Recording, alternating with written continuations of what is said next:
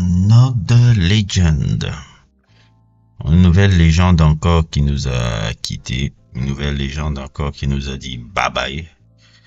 Une nouvelle légende encore qui est morte, peut-être pas trop connue un peu de mes millennials et pas connue des Gen Z aussi.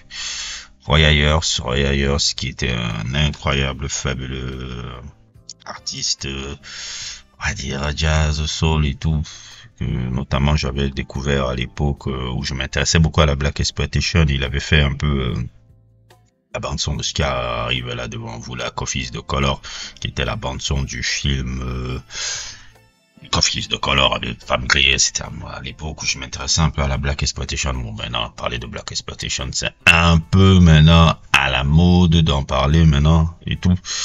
C'est un personnage énormément important de l'histoire de la musique qui a été samplé énormément dans l'histoire de cette musique là. D'ailleurs, il y a un des samples que j'aime beaucoup, c'est Humming the Sun là, avec comment il s'appelle là, que Kendrick Lamar avait samplé dans son EP là, Kendrick Lamar EP là. C'est un de ces samples que j'aime le plus, qui a été fait, qui était dans l'album. Je me rappelle encore, Humming the Sun, c'était dans l'album. Ça s'appelait encore l'album là où il y avait Humming the Sun. Là. Je vais retrouver ça après. Bref, c'est encore une autre légende encore qui nous a quittés là, qui a énormément apporté dans la musique là. Pharrell Williams disait de lui aussi que c'était son héros musical. Et plein de bonnes choses encore à sa famille, plein de bonnes choses, trucs. Oh, ça fait beaucoup de gens qui meurent, hein, beaucoup de gens. Une autre époque encore de se terminer. Hein. Gina Man est mort, je ne sais pas cette semaine. J'entends encore la mort de Roy Ayers. Je pense qu'il y a quelques mois, il y avait Quincy Jones qui aussi passait de vie à trépas. Ça montre que il y a un monde dans lequel qu'on a connu là qui passe à un autre et tout. Et il faut célébrer ce genre de personnes là.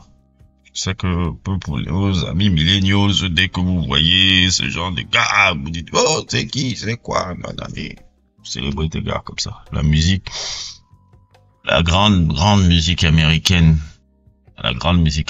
ça a été des gars comme ça. Ça a été des mecs comme Roy Ayers, ça a été des mecs comme ça. C'est eux qui ont écrit les lettres de noblesse de la musique afro-américaine. Et c'est ça un peu le problème un peu qui se passe souvent. Je remarque que c'est un problème beaucoup dans nos communautés afro. On ne sait pas transmettre les choses culturelles de qualité. C'est-à-dire un peu de ce que je pense. C'est un peu mon avis sans vouloir faire le hipster, parce que souvent il y a des mauvaises langues qui me disent ouais tu veux faire le hipster parce que en fait quand ils te disent que tu es hipster, ils sont un petit peu jaloux un peu des connaissances que tu as acquises sur certains sujets et autres, tout, dont il faut te réduire un peu à quelque chose de péjoratif, surtout quand ils te perçoivent pas si, on appelle ça je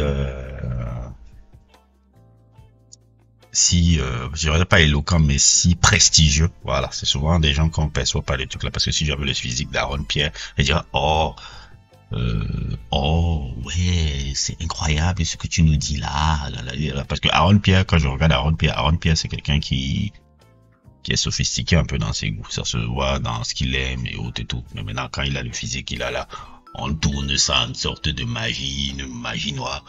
Quand c'est les gars comme moi qui disent, on dit, ah, lui, il veut jouer le connaisseur.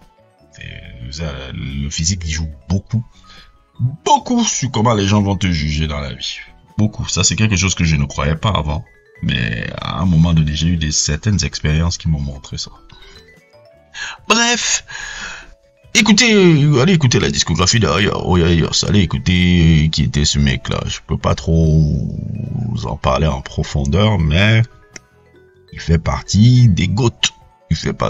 Si vous voulez un peu approfondir votre musique, vous approfondir un peu votre culture musicale en termes de trucs. Oui, je sais. Vous aimez les Cash Cobain.